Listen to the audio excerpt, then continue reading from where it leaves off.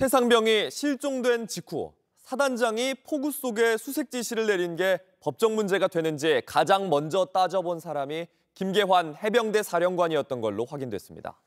김 사령관은 대통령이 경로했다는 내용을 해병대 수사단에 전달한 수사 외압 사건의 핵심 인물입니다. 김 사령관은 임성근 사단장의 혐의를 상관에게 보고하고 그 후임까지 추려서 알렸습니다. 공수처는 지금과는 달라진 입장을 묻기 위해 오는 토요일 김 사령관을 불러 조사할 예정입니다. 김민관 기자의 단독 보도입니다.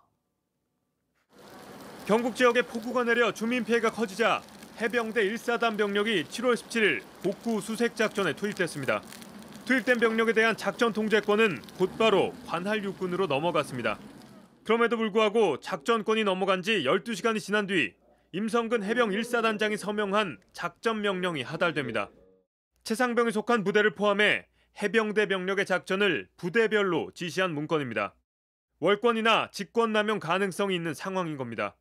그런데 최상병 실종 직후 이 문제를 가장 먼저 지적한 사람이 김계환 해병대 사령관인 것으로 확인됐습니다. 다름 아닌 김 사령관의 군검찰 출석 진술을 통해서입니다. 김 사령관 스스로 당시에 박정훈 해병대 수사단장을 불러 임성근 사단장이 권한밖의 지시를 했는지 먼저 물었다고 진술한 겁니다. 김 사령관 진술에 따르면 박 단장은 그 자리에서 직권남용 가능성에 대해서 답했습니다. 그리고 그 말을 들은 김 사령관 자신이 임 사단장을 조사할 때 이 문제도 짚을 것으로 지시했다고 진술한 겁니다. 결국 김 사령관도 임 사단장의 책임 가능성을 처음부터 염두에 뒀던 것으로 박 단장이 임 사단장을 경찰 수사 대상에 넣은 게 독단적으로 무리를 한 게 아니란 정황이 확인된 겁니다. 특히 김 사령관은 자체 수사가 마무리된 지난해 7월 30일 당시 해군 참모총장에게 수사 결과를 보고하면서 임 사단장에게 과실치사 혐의가 있다는 내용과 임 사단장의 후임 후보군까지 구두 보고했었다는 사실을 군검찰에서 밝혔습니다. 이렇게 김 사령관도 처음부터 당연하게 수사로 밝혀져야 한다고 봤던 임 사단장의 혐의는 다음 날 이종섭 당시 국방부 장관이 경찰에 사건을 넘기는 걸 보류하라고 지시하면서 갑자기 사라졌습니다.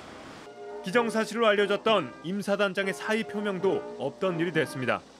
수사 외압 의혹이 불거진 이후 김 사령관은 임 사단장의 혐의와 관련해선 직접적인 언급을 피하고 있습니다. JTBC 김민관입니다. 아침엔 앵커 정재우입니다. 지금 이 기사 가장 먼저 매일 아침 7시 반에 보실 수 있습니다. JTBC 뉴스 채널을 구독해 아침엔과 하루를 시작하세요.